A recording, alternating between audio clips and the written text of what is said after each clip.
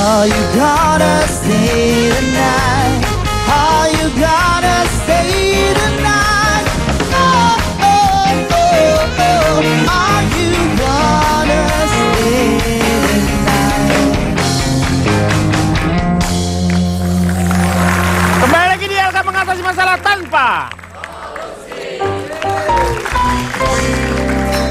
Kita masih membahas mengenai pembatasan wakuncar, waktu kunjung pacar. Sekarang saya mau tanya ke Cak Lontong. Saya perkenalkan diri dulu. Ya, silakan. Saya dari kelompok tidak untuk mengekang siapa saja dalam hal bercengkerama dan keliling. Waduh, disingkat apa itu? Tukang siskamling.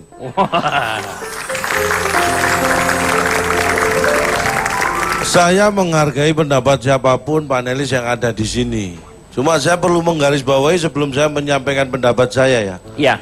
Kita merubah itu adalah asumsi atau cara berpikir kita selama ini.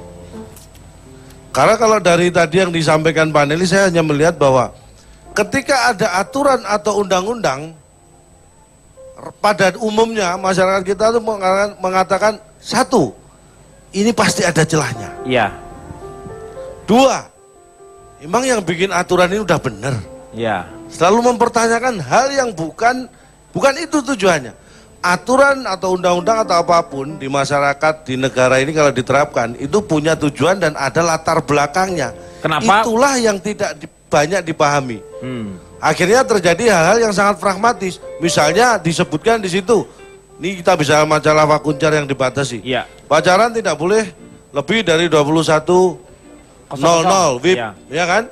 Lebih dari itu diberi sanksi sampai dinikahkan. Hanya melihat konteks kalimat itu. Wah, berarti kalau pacaran di situ sampai jam 9 berarti harus dinikahkan. Tidak segampang itu juga pelaksanaannya sebenarnya. Jadi harus kita pahami kenapa sampai seperti itu. Seperti itu. Seperti Tiwi. Yang pertama, ini saya yakin adalah untuk membantu menjaga moral terutama di daerah tersebut ya. Yang konteksnya nanti akan ke bangsa. Kemana, Meng? Dengerin, orang nih ngomong mulu nih. Calon Pak Jarwo jangan ngomong. Orang saya diem kok dari tadi. Neng dia Pak Jarwo. Orang ganggu calon ngomong. Siapa yang ganggu? Pak Jarwo diem. Oh dikasih tahu. Pak Jarwo diem tadi. Iya. Jangan diem mulu dong. Kan jangan ngomong. Yang bener yang mana sih? Kasian dong, Pak Jarwo jadi bingung. Jadi kamu suruh diem, Omeng ngomong aja. Udah Pak Jarwo keluar yuk. Duduk. Wah, Bapak. Duduk. Jadi ini Pak, silakan duduk Pak. Kalau ini mulai mengganggu saya sampean, silakan duduk. Saya nggak betah sama dia nih Pak. Lagi emang kita satu kontrakan, main betah-betahan. Nggak betah di ruangan ini maksudnya? Ya pindah aja, Chan, terus Chan. Nah ini ganggu banget. Bapak bisa duduk nggak? Saya duduk Kak, kalau nggak didudukin. Jangan dong, Meng. Masa dompet apa? Udah duduk deh. Silakan duduk lagi Pak. Lagi diri mulu kayak yang mau turun deket aja, masih jauh. Emang ini naik kereta? Naik angkot kali. Memang. Metro Mini. Saya lanjutkan ya. Ini tujuannya sebenarnya untuk menjaga moral generasi ya. Ini memang baru berlaku di daerah tersebut. Ini berupa peraturan yang memang hanya berlaku lokal tersebut ya. Ini bagian dari program yang namanya mereka sebut desa berbudaya. Iya. Kita harus pahami itu. Ini tidak berdiri sendiri karena masih banyak aturan lain. Bukan hanya masalah pacaran di atas jam 9 yang dibatasi. Bahwa untuk keluar masuk daerah tertentu itu juga harus ada izin dan seizin dari penguasa setempat. Ya istilahnya kayak dewa majelis budaya setempat lah. Ya. Itu sebenarnya untuk menjaga moral. Kalau selama ini kalau kita lihat memang kita sudah mulai semau gue Pak. Oh yang tamu kali 24 jam. Tamu satu kali 24 jam. Bukan, lo gimana sih lu jangan dipenggal-penggal. Nyambung. Tamu 1 kali 24 jam sama dengan 24 gitu. Loh kok gitu Pak? Orang Itu 1 kali 24 berapa? 1 ke 24 jam harap lapor gitu. Ya enggak dong, 1 kali 24 jam ya 24. 24 bener. Lu jangan ngaco, gua tuh nih ahli mati-matian gua. Matematika Pak. Ya, Matematika. itu. Akhirnya saya survei 100 anak muda.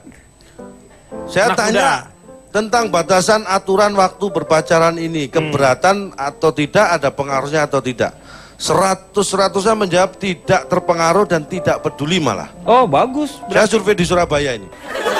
Ini kan kejadiannya di Purwakarta. Ini kejadian Purwakarta. Lu harus surveinya juga untuk orang-orang yang terkena Nah dengan makanya peraturan tersebut. Makanya mereka nggak terpengaruh dan nggak peduli karena di Surabaya. Makanya saya pindah ke Purwakarta, saya survei 100 remaja juga. Nah anak ini muda. benar lo, jangan ngaco. Saya tanya, saya pastikan bahwa Anda warga Purwakarta, Ya, tinggal lihat. di Purwakarta.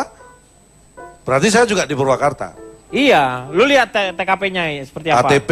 Ya, TKP. 100 anak muda di Purwakarta, saya survei. Apakah ada pengaruhnya ini pada pembatasan jam pacaran? Ternyata 100-nya juga menjawab tidak ada pengaruh, Pak. Wah bagus berarti. Karena jomblo. Hah? Oh. Jadi Pak, intinya saya ingin tekankan pada remaja ya. Pacaran itu ada 4 sehat. 5? Sempurna. Nah. Loh, bukan itu Pak. Oh. Pacaran sehat itu Pak, pertama sehat fisik. 1, sehat fisiknya. Jadi bukan fisiknya, sehat pacaran secara fisik itu artinya dalam berpacaran, hubungan berpacaran nggak boleh ada kekerasan. Iya. Yang kedua sehat secara emosional.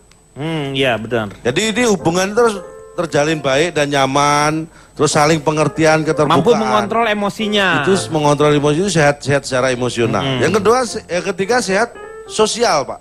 Sehat sosial tuh pergaulan berarti. Jadi dalam berpacaran, ketika kita punya pacar bukan berarti kita tidak bersosialisasi dengan orang lain, Iya. melakukan hubungan sosial dengan yang lain. Iya. Jangan menjadi asing di lingkungan sendiri. Jangan mentang-mentang berdua yang lain dianggap Dianggap, ngekos. ah. Dulu kan ada kata-kata Ya gitu. betul.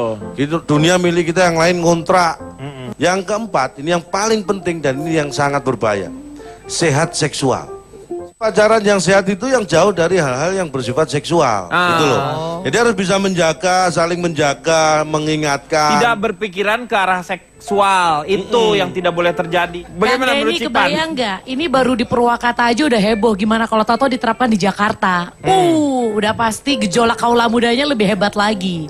Tapi kalau saya lihat di sini ya, tadi yang antara pro dan kontra kelihatan di sini umur mempengaruhi setuju atau tidak setuju akan peraturan ini. Konsita, kamu umur berapa sayang? Sekarang aku umur 20. 20, masih remaja. Abang Riko umur berapa Bang Riko? Emang maksudnya kenapa bobo usia? Bukan, jadi menurut saya di sini ada perbedaan dua pandangan karena faktor usia dan menurut saya itu wajar. Yang namanya remaja, umur 20, belum pernah menikah, belum pernah punya anak, mereka tidak tahu kalau ternyata sebagai orang tua, kita tuh penuh kekhawatiran terutama ketika mereka usia-usia udah 15, 16, 17. Di mana organ mereka secara reproduksi seksual mereka sudah berkembang, hasrat-hasrat sudah mulai ada, tapi secara pemikiran belum matang.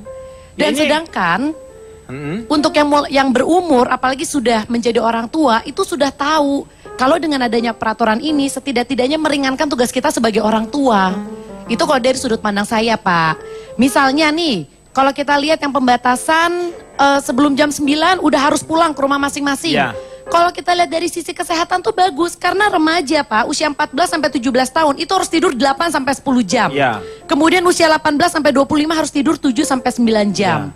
Kalau enggak, besok di sekolah ngantuk, kurang konsentrasi, akhirnya pelajarannya juga jelek. Enggak fokus nantinya. Nah, jadi sebenarnya efek ke belakangnya itu juga bagus. Kemudian Pak, di Purwakarta itu sebenarnya nggak cuma peraturan ini aja yang kita anggap unik. Tapi Bapak Deddy Mulyadi ini juga mengeluarkan banyak sekali kebijakan-kebijakan yang entah kenapa saya juga setuju. Misalnya nih, siswa bawa motor di Purwakarta diancam tinggal kelas. Karena belum 17 ya. Nah, Iya, sekarang betul. kita Nih, sendiri tahu yang jadi namanya siswa remaja. bawa motor di Purwakarta diancam tinggal kelas. Loh maksudnya dia motornya ditinggal di kelas gitu. Iya. Jadi kelasnya dipakai tempat parkir gitu. Bukan, Harusnya jadi siswa sekolah ya bawa buku, Pak ya. Iya, bener, Bawa jangan bawa motor. Mau ke bengkel. Jadi beliau mengeluarkan kebijakan ini untuk menghentikan aksi pelajar yang belum wajib mengemudi sepeda motor ke Ya. sekolah. Mereka diancam tidak naik kelas dan subsidi kesehatannya juga akan dicabut. Takutnya mungkin karena pengaruh-pengaruh geng motor itu Nah itu dia Pak. juga banyak ya. Takutnya malah ugal-ugalan dan kita lihat banyak sekali anak zaman sekarang bawa motor itu karena mereka tidak tahu peraturan lalu lintas, akhirnya bawanya sembarangan. Kemudian Pak ada kebijakan unik lainnya, yaitu di bidang pendidikan Purwakarta. Belum lama ini beliau juga merencanakan mengganti nama seluruh sekolah di kabupaten tersebut dengan nama tokoh Sunda. Dengan alasan ingin meneruskan semangat para tokoh tersebut ke generasi muda Purwakarta. Dan saya bilang ini nggak ada yang salah. Iya. Kita harus bangga dong, masa mereka lebih bangga dengan nama-nama tokoh superhero di luar negeri daripada di Indonesia. Kemudian yang ketiga, pembatasan waktu nonton TV untuk anak-anak. Iya.